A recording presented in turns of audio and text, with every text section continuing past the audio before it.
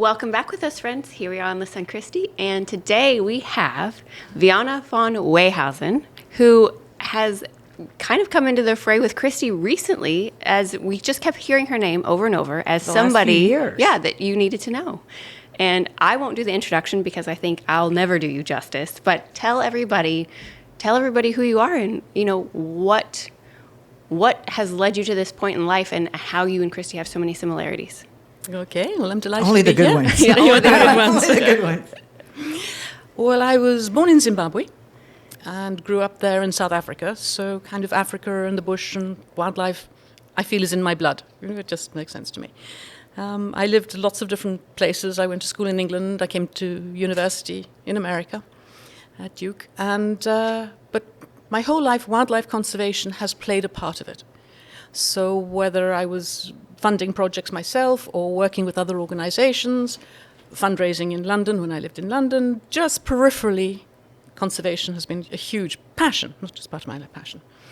And about 8 years ago, I decided I was spending all my free time and all my free money on other people's projects, and didn't always agree with everything that everyone else was doing. So I decided to set up my own. And I spent quite a bit of time looking for a project that I could do. I wanted something that would be incredibly impactful, but wouldn't have to be a huge organization. I have no interest in running a World Wildlife Fund or, anything like that. And I heard about a man, an Englishman in fact, who was training dogs to protect wildlife. And he was just doing it as a trial run in Kenya, and I just thought that sounded fascinating. So I tracked him down. He was a veterinarian and a veteran. And we met, two souls with the same idea. And he was hands-on on the ground training in England. And I just thought, this to me it's animals saving animals. It's a small project. It was unheard of, apart from this man. How many years ago was this? This would have been 8 years ago. And so I said, well, listen, if I set up an organization, do you think we can make this run? And we said yes. And I did. So I created this idea. I ended up not working with that gentleman for all good reasons. It just passed it across. And started slowly building up, seeing who would be interested. I then found this amazing man in South Africa. His name is Conrad Rosner. And he runs all my operations on the ground. And now, to be honest, I don't think I could do it without him. And he had a beautiful young lady come in and work for him as a ranger. She was the youngest fully trained armed ranger in Africa at the time. And last year they got married. Fantastic. So it's made in heaven. It's a union made in heaven, both passionate. And that's it. So I set it up. The training center is based in South Africa. And we breed some dogs, and we train some dogs, and we make wildlife conservation canine units. So obviously, Christie, you will know exactly, and hence the introduction that we got, because of what we're doing is so similar, just in different arenas. We do, and it's very varied what we do. Also, so we have the classical anti-poaching dog, and we train them to track man tracking, and also on weapons, partly to find a weapon, specifically to find bullet casings. So we need them for forensic, exactly as in forensic files. We can match the bullet casing up to the weapon that's killed the rhino. When I started, the organization was called Canines for Africa, because it was just dogs and it was just Africa. Mm-hmm. It's grown somewhat. We became more international. I put the first ever units into India, and they've been a huge success. And I then got contacted by Texas A&M. Someone there had heard of what I was doing. And they asked would I come here to Texas, to College Station, to work with them. And so I said yes. I was living in Morocco at the time. I got a phone call. And then I didn't hear, and I figured, well, that was just a phone call. And 3 weeks later, I was told, we have your papers, we have your visa, when are you coming? So I packed up my life in Morocco and shipped it all to College Station. And here I am. And that was at the onset of COVID? And that was just towards the end of COVID. In the COVID. Just towards the end of COVID. Since moving to the States, so I'm still with A&M, but I've set up a new organization which is called Conservation Solutions International, partly because we're no longer just in Africa, and I will start incorporating more solutions other than just dogs. Drones are becoming much more efficient now. They weren't when I started. I know they were an idea. And of course, Conservation Solutions International is CSI, and hence the crime scene investigation that we do as well.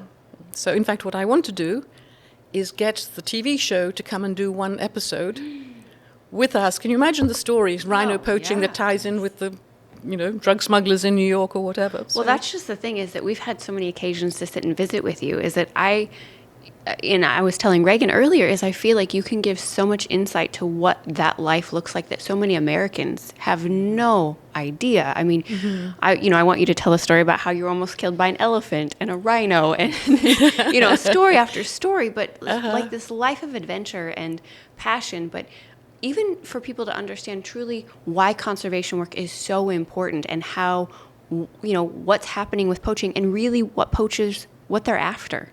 Yes. Yeah. Let me just come back. So we do, a lot of the work is the anti-poaching, exactly, so I'll come back to that. But we also do a lot of work that's related, but it is to do with detection work. So one is to catch the poachers, the other is to, for example, find the rhino-horn, the pangolin scales, the lion bones, anything that you can do. So we'll train the dogs to detect, whether it's at ports, whether it's in people's houses, anything that they can find. And the other one is scientific research. So it's detection again, but scientists might want to do a genetic study. For example, the project I'm looking to do with A&M is a jaguar conservation project in Mexico. And we just want to find genetic material, to find scat. The universities can then do their, voodoo and find out what they need to do. But it's not just Americans. I mean, obviously, people are unaware of just how extreme the poaching is. And nowadays, it's no longer just people who want to kill animals. The people we are dealing with are the exact same people who are running the human trafficking, the drugs, and the arms people. And in fact, there's a strange but unsettling example is that if somebody is caught smuggling, sex trade smuggling, they will go to jail for 20 years. If that same person is caught for smuggling, let's say, rhino-horn, it's considered wildlife crime. It's not considered as serious, and so they might get 2 years in jail. So they are starting to work out you can get much more money out of smuggling one rhino-horn than 200 women, and if I get caught, it's not going to be so bad. So one of the things we're doing is working hard on changing the laws in multiple countries to stop them shifting over. And that poaching for that rhino-horn, when you told me the motivation behind that, I was floored. Yeah. Tell us. Well, it's most of the market, the vast majority market is in Asia. And so rhino-horn is considered, one is in traditional Chinese medicine. So it's used for treating various ailments. What is the composite based of a rhino-horn? Your fingernail. Keratin. It's keratin. It's the exact same thing. There's no property. They could make their same soup out of their own toenail clippings if they can just chew But nails. instead, so they'll either put it in as a medicine, or what they do is it's more to do with the status symbol. So if you take the horn, you grind it up, you put it in a kind of soup, just put it in water in your soup, and you will present that to your guests. I've not tasted it, I must say. I have no intention of tasting it. I imagine it's revolting. But it's, rather like days gone by, you would give someone a whole bowl of beluga caviar, if you were Russian, just to show how rich and powerful, and you could get something that's endangered. So it's just to show I can do this. It's illegal, it's expensive, look how clever I am. And some of these poachers will just chop off the horn and... They'll do worse than that. Yes. If you want to get an elephant's tusk, you have to shoot the elephant. And it's very dangerous. You can get killed, but obviously there's a huge amount. Just for statistic, by the way, the time we're sitting here, an elephant is killed somewhere in the world, most of it in Africa, every 20 minutes. So by the time we finish this podcast, there's going to be, 4 or 5 elephants dead. So But in that, elephant tusks are made out of ivory, so those have a whole different coronation to evaluation. yes, that's purely cosmetic. I mean, they do beautiful carvings of that, and then a lot of it is jewelry, more and more jewelry, because it's much easier to smuggle a little bracelet or earrings than Right. it is a whole tusk. But at least the elephant is dead. You shoot the elephant, you chop its teeth, which is what it's out, and off you go. With a rhino, you don't. It's much easier to kill a rhino. You can go right up to a rhino and shoot it, so it's not as dangerous. Now, one of the problems for the poachers when they shoot is the bullet, and in Africa that carries the sound of the rifle, so it can warn us, our rangers. So they will dart a rhino, and they don't knock it out, they simply immobilize it, immobilizing drugs. So the animal is completely awake, completely sentient, just can't move. And they will then take a hatchet and they will chop the front of its face off. And off they'll go, and it will take 2 to 3 days for it to die. The lucky one gets found by a lion, which will kill it off quickly. And it is unbelievably horrific, cruel. Very often, if it's a female, she's got a calf, the calf will be left to die, so it'll also die. It's one of the things we do with the dogs, though, is we train the units to find lost animals, live or dead. So we will set the dogs out to find if there is a baby wandering around. So we have saved quite a few that way. And just in 8 years, what are some of your statistics? It's actually with statistics with the canine units. I'll give you a quote, which for me sums it up the best. And this comes from the South African Wildlife College, which is an amazing organization that trains rangers for worldwide. And historically, if you have a game reserve and you have a rhino, let's say, that's been poached, and the poacher is left with the horn, your chances of catching that rhino off the reserve is about 5 or 6%. You bring the dogs into the equation, and that now goes to 60 to 80%. So these are game changers, in terms of the effectiveness. And ironically, one of the ways it's difficult to give statistics, because so much of the canine effectiveness is deterrent. So we put a team in, a unit, by the way, is just the dog, the fully trained dog, the ranger, his training, his equipment. So that's what we call a unit, so man and dog unit. We put the unit or the teams into a reserve, and by the next morning, the poachers are moved on to a different reserve because they know how effective they are. So we can't say, I get this from donors because I'm a non-profit, so obviously this works as well. What kind of consequences do these poachers face? It depends on the country. It depends on the level, because... So South Africa, you come on someone's reserve. Yes. And you dart and take out a rhino, and it ends up perishing. And you catch them. Yeah. What kind of consequences? If it's just, an awful lot of the work we do is also intelligence. Because obviously, rather like catching somebody who's smuggling a drug, the mule's coming across with a, pocket full of cocaine from Mexico is one thing. Finding the people behind it is another. The dogs are very, very useful for persuading people to give up information. They don't, without touching the person. I always just say the there's fear. nothing that can duplicate. There's no machine that can duplicate these dogs. Yes, absolutely. Their noses are 300 to 500,000 times stronger than a human. So yes, yeah. you can't afford not to have one. Exactly. So now, if a dog is able to track a rhino after this awful thing has happened, but it hasn't perished, are you able to save it? Yes, not always. Depends on how far gone it is. We will find it for the reserve. There are specialist people who come in and do that. There are rhino reserves specially for that.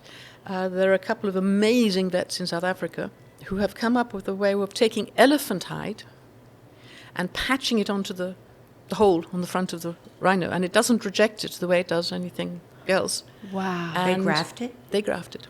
Wow. It's incredible. Absolutely incredible. How sad that we are at that place, but how amazing for, medical science to say that. Yeah. And as far as endangered species go, I mean, you're protecting how many different species of animals that everybody sees on Wildlife TV or National Geographic. Oh, I want to do more to save this animal. This is probably one of the best conservation measures anybody can contribute to financially that's going to make an impact first and foremost. Yes, I mean literally hundreds of species, and you can train a unit specifically on protecting them, or tracking in particular. We've got tiger units in India, for example. We put out the world's first pangolin tracking dog. And tell people about that. The pangolin. It is the world's most trafficked animal that nobody's heard about. Almost no one knows what a pangolin is. It is the world's only scaled mammal. And think of a kind of armored armadillo. So they eat only ants and termites. They roll into a ball. They are cute as can be. They have different personalities. I mean, you look at one of these, it's historic looking, prehistoric looking, and you don't really think they would have a personality like a dog. I have known ones that are cute and friendly, others that are grumpy, others that are just... It's amazing, but they're lovely creatures. Same as rhino-horn. They are poached for their scales, which are said to have properties that fingernails have. And it's an aphrodisiac, they think. Yes, to an extent. By the way, that, even with the rhino-horn, it is used as that in the Far East. That is mostly... Get a prescription for Viagra. I mean... Exactly. But it's actually, I would call that fake news. It exists more in the Western press than it does in reality, because it makes a good, soundbite. It has done, but mostly it's to do with the status and to do with the Chinese medicine. And so they're poached for the same reasons. For the same reason. In their hundreds and hundreds of them, in tons, by the ton. And it's a terrible shame because they can roll up in a ball and they become so impenetrable that even a lion cannot kill it. It'll just roll up and the lion will play with it and eventually give up. But if you pick it up by its tail, it'll just roll open. So humans are the only animal that can kill it. And so they're one of the easiest, if you find one, to poach. You don't have to do anything, you just pick it up. But something that a lion can't do. Wow. But the other thing, about your question is that also a lot of this is about saving not just, obviously you target on a species. And in terms of fundraising, there are people who love elephants or love lions or, love hyenas. But if you have that as a flagship species, by protecting that one animal, you will protect hundreds of other species that live in that habitat. Right. But if for example, let's say elephants get wiped out, then the reserve is no longer viable financially because the tourists don't go. If it then gets let go, everything else, millions and millions between the insects and the reptiles and all the rest of it, will perish. Well, and that's just the thing that I think people fail to think about. And like the hippo story that you told us, when man gets involved and says, oh, I think I should do or have this, and all of the massive ramifications that one action can have. Will you tell us that story? Escobar. Yes. Pablo Escobar. Pablo Escobar had a fascination for wild animals. And it's not a zoo, he had hundreds of acres, and he had brought over some hippos. And hippos do what hippos do, and they bred, and they bred, and they bred, and they bred. And so what happened was when he was taken down, and his place was closed down, the hippos got out. No one was looking after them.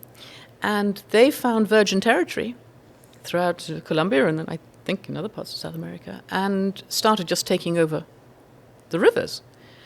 And they thrived. They turned out there were no disease, no problems, and all the rest of it. And hippos kill more people in Africa than any other animal. Yes. So people think of them being as very gentile and kind of cumbersome, but they're very fast. I've watched them crush a watermelon in one bite. Yeah, well, yes. So they're very dangerous. They are incredibly dangerous, and you say very, very fast on land. People don't think it and stuff. And so they just, more and more people were getting killed. They were also hippos only actually eat vegetation. They don't eat meat, but if they take over an area, other animals cannot survive in that area, and so other animals are going extinct. Yes, there was a program to try and repatriate them. I personally was not in favor of that. You're talking huge amounts of money. One of the problems with any species now is the lack of land. I mean, even in this country, they're breeding fantastic success in breeding wolves, but they're staying in enclosures because there's nowhere to put them. So this is another problem in Africa. You know, we can save the species, but if you can't put them somewhere, what are you going to do them? So that was one of the problems with hippos. They're not endangered yet. And I personally think that amount of money involved could be used much more effectively with hippos in Africa. We don't know what will happen. We don't know if they'll survive if you bring South Americans back. Would they bring diseases back? Right. That might wipe out. Where do you quarantine them in the meantime? Yeah. So Now, give us an idea, the rhino horn, and a high-end price of what something like that can go for. All right. Well, of course, it starts off with the guy who goes in and risks his life to kill it, and then it goes up to a little middleman and probably 6 or 7 middlemans, and then shipping. But they will go for more than quarter, between $250,000 each. I saw one once in they are in Japan sold recently for like 2.2. For the million, for the whole thing. Yeah, that's yes, possibly yes. Some Japanese But it was businessman. Yes, yeah, but it is no, it's obscene amounts of money, and So you're talking copious, I mean, a significant amount of money. Yes. That which people yes. are making careers out of this for a reason. Exactly, and hence coming back to say the human trafficking. Right. Why not smuggle a rhino-horn? Do on you people? have any thought, and this is just purely, I'm so novice to the whole concept, but is this something that would perhaps die off generationally? Or is it like an older, what am I saying? Like an older patriarchy of society in these countries in China. that is changing? It is. And although China has got the most users of this, and of course they've got a lot of people, the Chinese government is actually doing an awful lot. They are putting advert campaigns. They are really trying to stop. They did actually make it illegal to buy ivory. It's not very well enforced, but at least it was a huge first step. And definitely there are some amazing conservationists coming out of China, younger people, and they certainly won't when they get older.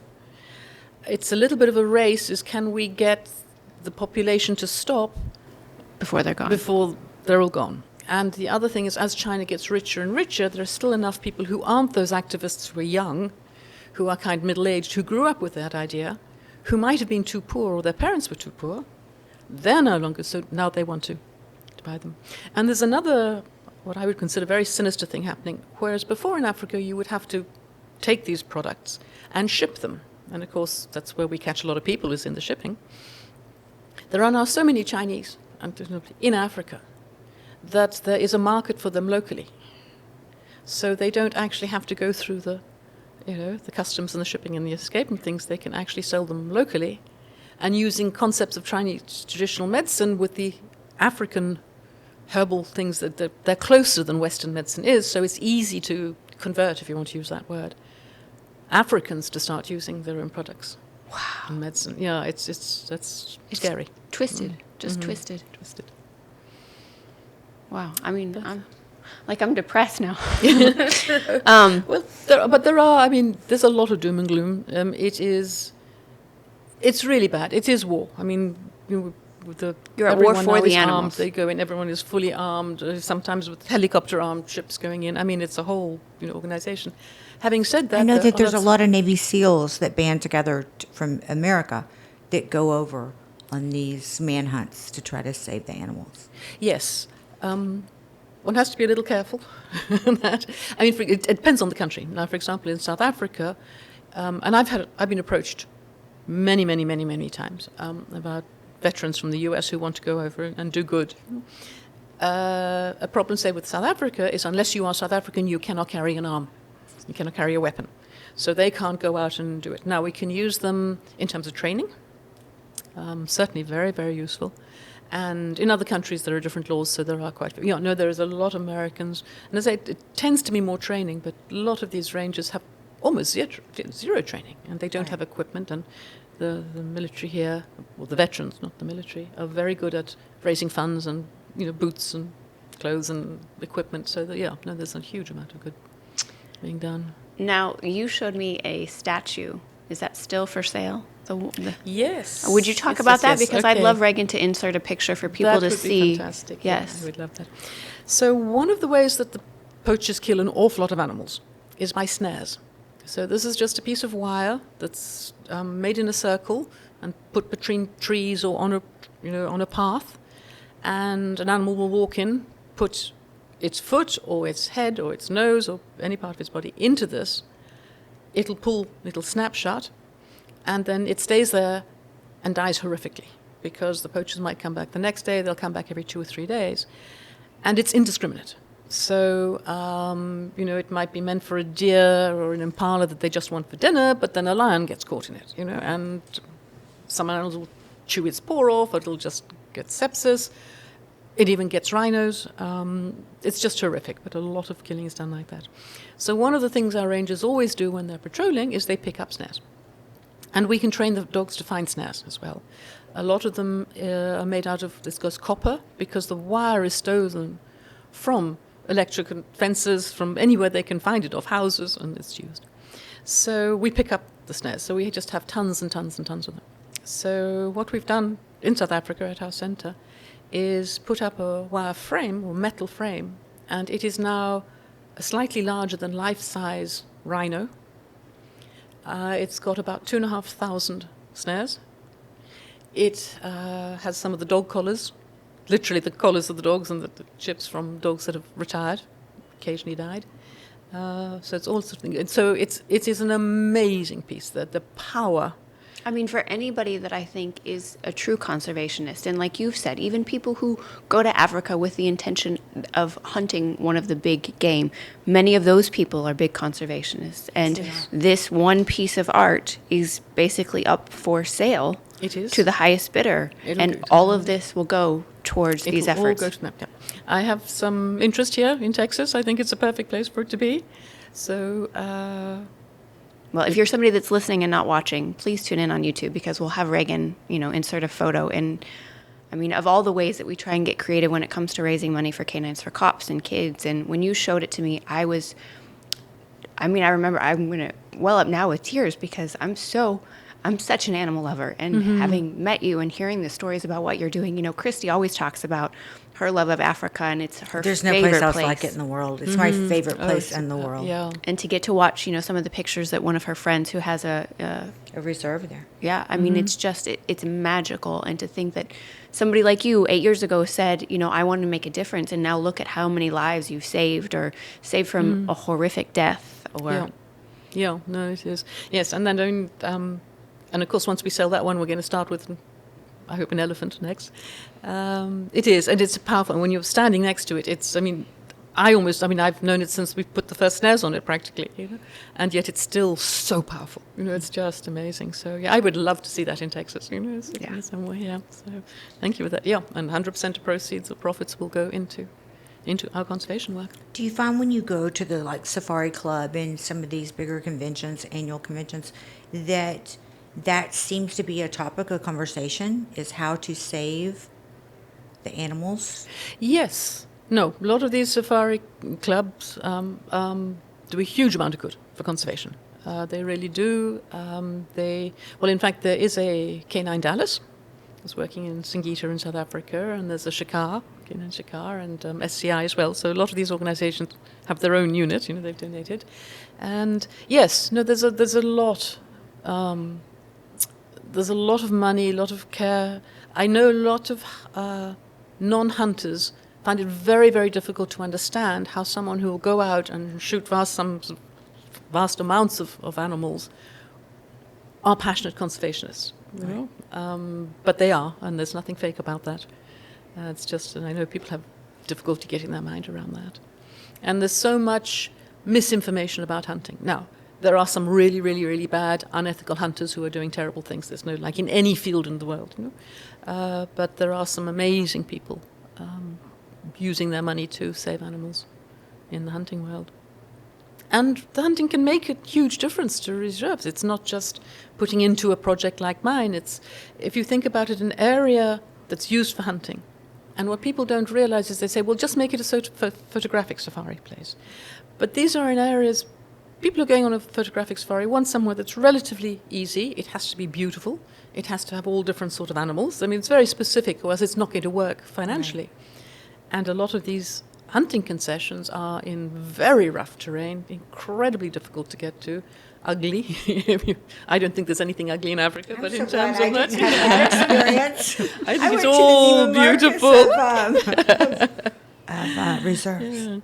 You know, and again, if they're putting their efforts into saving one species, let's say to hunt an elephant, literally millions of other critters are saved because that place exists. You know, and I don't think people put that into the equation. You know, one of they say how elephant never forgets. I remember we were doing a safari tour one afternoon, and we came across some elephant bones. Mm-hmm. It had been there for quite a few years. And every day, I want to say like at 3 o'clock, the partner of that elephant would come back just to stand Just over him. kind of, And he'd been passed, I want to say, for like 30 years. they keep coming back. They do. No, it's amazing to watch them. Yeah, and then not just the one. It'll be the whole herd will come. The whole and herd. then they can yes. pay the respects and they'll stop. Yeah, it's very interesting. Not to change the subject completely, but to lighten the mood, where you tell the story about how the elephant almost had your head. Which one? There are a few of those. The one in the mud. Yes. Yes, that was a particularly of all my exciting adventures it had. First of all, I must say that I'm a bush girl, but I'm a desert girl. You know, the more burnt and brown and deserty, the happier I am. So tropical rainforests are not really my thing. Now, it's nature, it's got wildlife, and I love it, but it's not top of my list. So this was a number of years ago. I was invited to go to Gabon, and I was assessing the use of canines there or not. And so Gabon is an amazing country, but very undeveloped relative to Southern Africa or to Eastern Africa. And I was very, very lucky because I was there at the invitation of the then President Bongo, and we were with his sister. So we got to see the gorillas.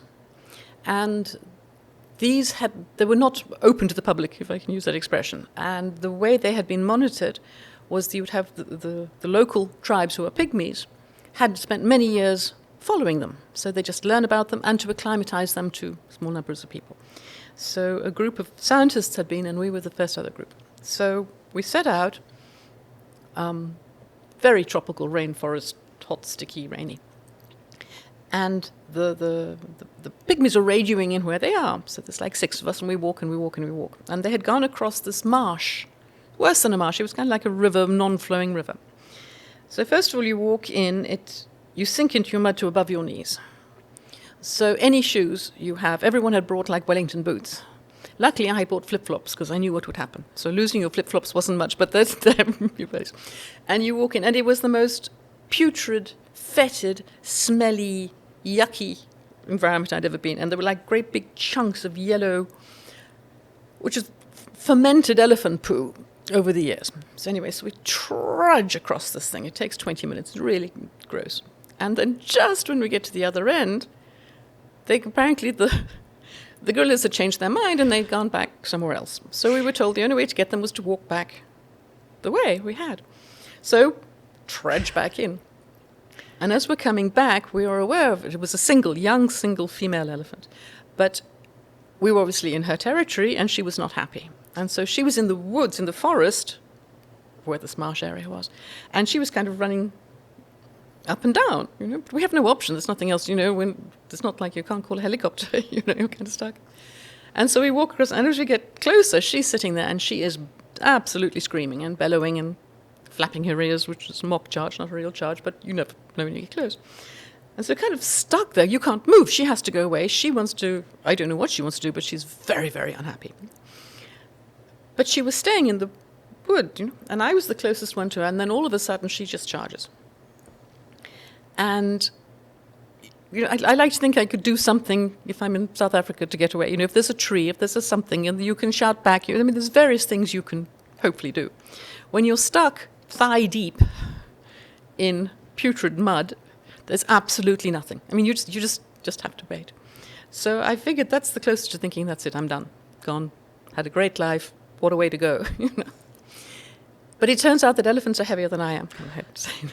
So as soon as she had got her 2 front feet into it, she went down too. So she's up to her chest in mud.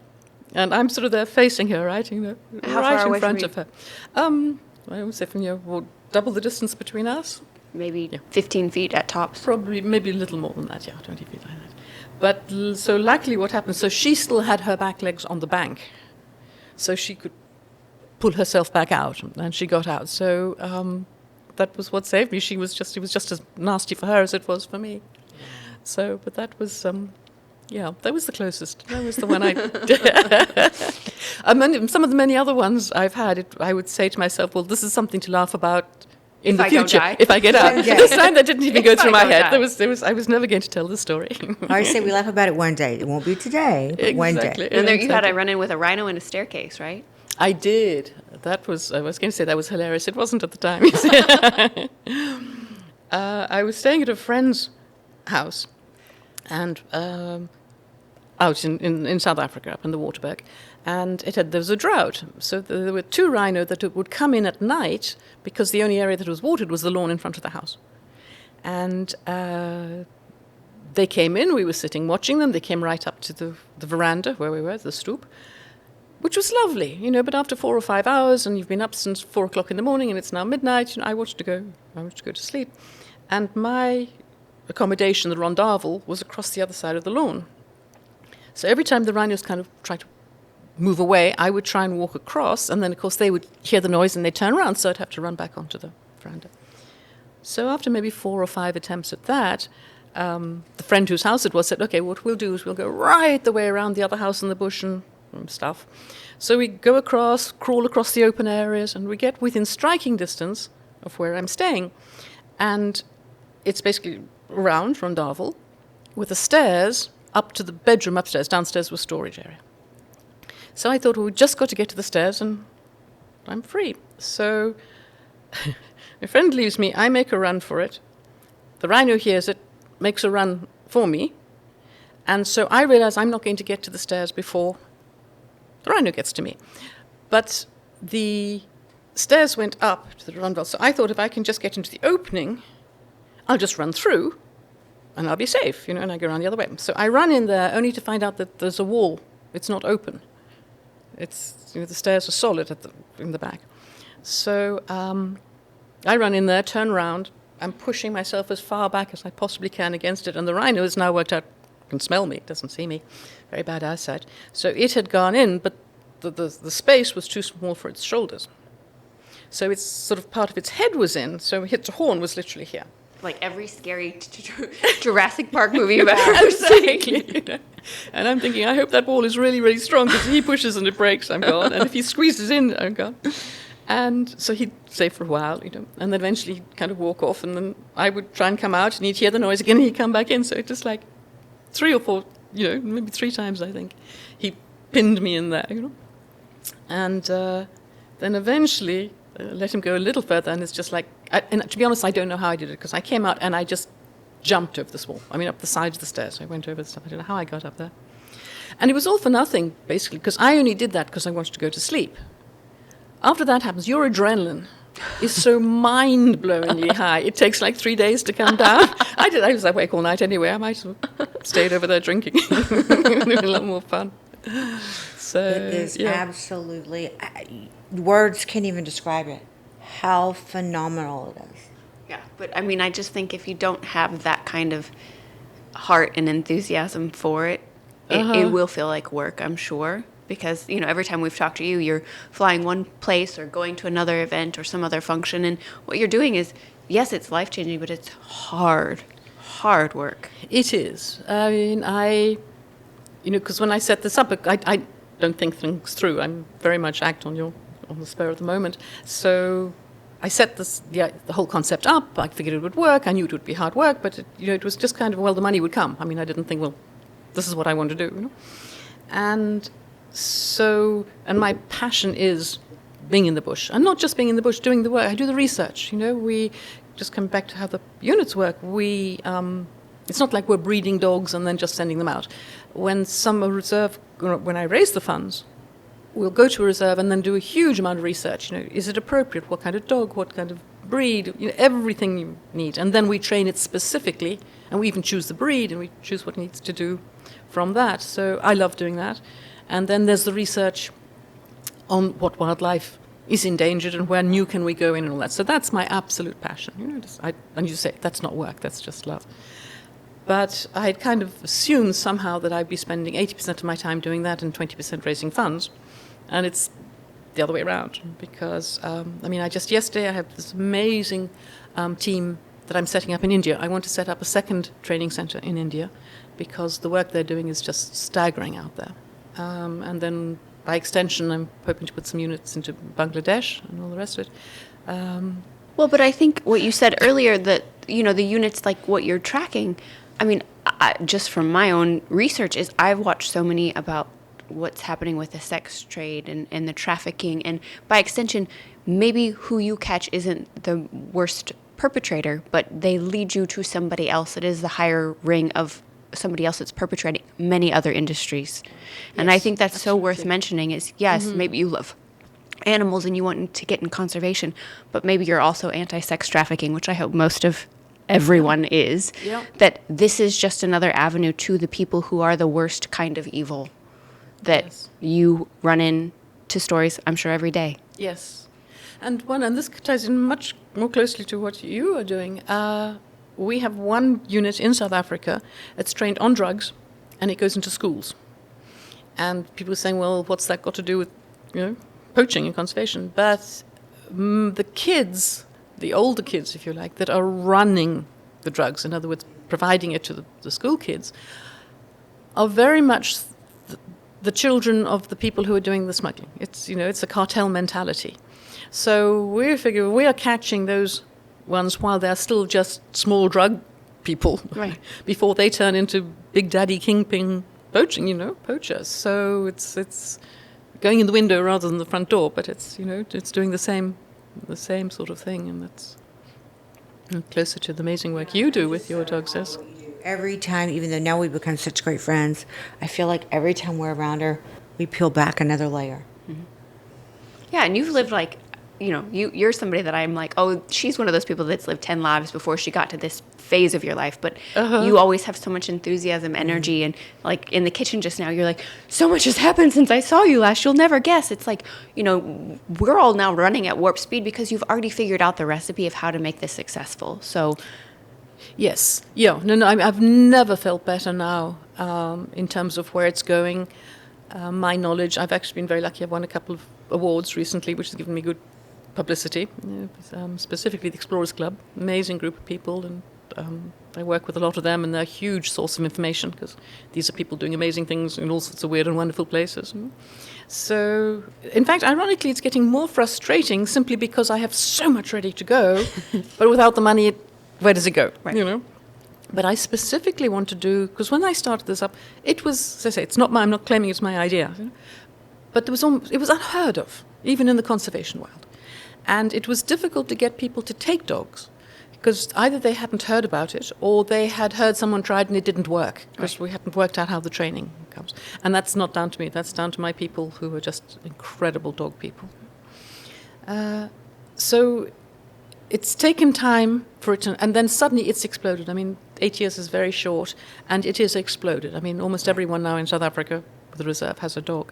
So my goal is to put it into countries where it's not known yet. And so even with other people who copy me, it's like, oh my God, like India. I put the first dogs in. We put in 4. Huge success. And working with the government. India has been amazing. They're putting a lot of roads into the forests. Sad but necessary, hugely growing population. And of course, animals are getting killed. So either elephants are crossing in huge car crashes, the people die, or the tigers get run over, anything like that. So we use the dog units to find the corridors, the principal corridors used by, let's say, the tigers. And then the government, when they build these roads, they will put underpasses and overpasses to let those animals pass, thanks to the work we did with the dogs. That's so freaking amazing. It's amazing. It's amazing. Yeah. It's not, it's just... Well, and one of the other things, because right after we met you, we got to talking about Christy and, raising money for Canines for Cops and Canines for Kids, and now Canines for Care, which we haven't even got to tell you about that. But you immediately left, you went to a meeting, and you came back, and you were like, I just had a meeting with these guys. They have a great concept about how to raise money. And you said, I told them all about you, and I think this would be great. And one of the biggest misconceptions, or I think things that get spread amongst, especially maybe women in the fundraising capacity is, well, why would you tell somebody you're competing for dollars? And I think because the heart of what you both have started is so pure and so true to what you're doing, that each of you want the other to succeed, and you only succeed if Vianna does, and she only does if you do. Absolutely. Is even more of a feather in your cap to what you're really doing, because the ultimate purpose is true. And it's not, you've always said, if anybody else wants to take the credit, It's not about me. You said we're stronger together than we are separate. Absolutely, Exactly. yes. So I know all the things that you have in the works. I can't wait to hear about what you have in the works. But I think collectively together, there might be some collaboration project with us in the future. Absolutely. Now, if people wanted to find you, Yeah. where do they go? All right. The website is csiwild.org, and Instagram is csi.wild. Okay. And just to follow on your point there, I need to learn from you guys, because when I set this up, I was very happy. I was to do it under the radar. I was very happy if no one ever heard of who I was and what I was doing. I tend to be a very private person, so I've been going 8 years. Instagram has been up 6 months, so that's as much as my social media is. So I am being constantly told I need to do that. So I am working on that, but it's not my field, so it is nothing to do with me. But and all that was of so your lovely. personal information is on the website. It is. It is. Or yes. if you need to get in touch with her, you know how to get in touch with us. That's Yes. estrogen@listenchristy.com. But one of the other things, just as you've been sitting here talking, and because we just finished with our Canine Scala that, we offered, hey, we auctioned off a ride-along. If somebody was curious and was like, not only am I passionate about what you're doing and I want to contribute, but what if somebody said, hey, for such and such dollar figure, could I go on a trip and go on a adventure safari or whatever you might call it? Is that a possibility?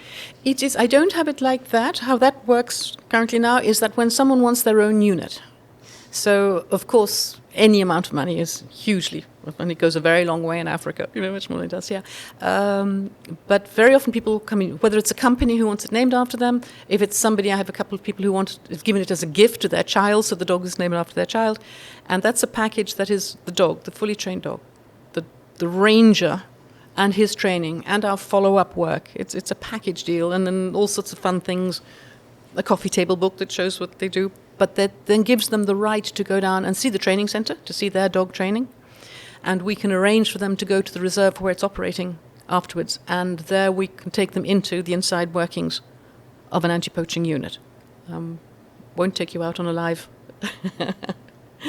operation, but that is not open to anyone else in the public. So that's a kind of package we sell. One of those units is $35,000. That's a steal. Here I'm thinking I have to sell a kidney if I'm going to do that before I die. I got you. Yeah. Not today, No. but Again, dollars go very, very far in Africa. And I can do this because, again, coming back to this amazing Conrad and Anke, his wife, they work pretty much cost. They exist for dogs and wildlife. That's all they do. So I have no extra costs down there. I don't take anything out of this myself, so I can do it at an absolute rock bottom price. You're my Yeah, hero, it's amazing. Vianna. One of the other questions that we have, just as we'll have to have you back on the pod to talk about life, because we've given so much attention to what you've done. But what's one of the lessons that you feel like it took you a while in life to learn, but at this stage in your life, you wish you could spread that message to somebody younger and say, you know what, apply this sooner because it will do you justice, it will do you service, and you'll be better off for it? I'm going to answer that explain something that happened to me. I was down in Costa Rica, in fact, and I was just at a retreat, like a yoga spiritual retreat. And we had been asked beforehand to think of to bring something in mind of what we'd like to change, what we'd like to work on. If they have an issue and this week would help them solve it. And people were asked going around, and there was this lovely young woman, well, she had just turned 40, not young woman, and her reply was, well, I came down with an answer, but it no longer applies. And I said, well, what do you mean? She said, well, my fear was that as you get older, becomes invisible. When people they just don't see you, they don't take seriously. She said, but I no longer feel that because I met her and pointed at me. And I mean, that was the most beautiful compliment I've ever had in my life, because it wasn't. But it was just to see how big an example, as to women, don't. You are you. You have this amazing power. Don't start believing something like that. It's up to you. Right. If you believe you don't have power, if you believe someone's going to put you down for whatever reason, it'll happen. And if you don't believe it, it won't. So just live your power. Oh, I love so that. Blessed to know you. Live your power. Might have to be a swag item. Yes. All right. Well, with that being said, we'll say goodnight, Lucy. Good night, Lucy.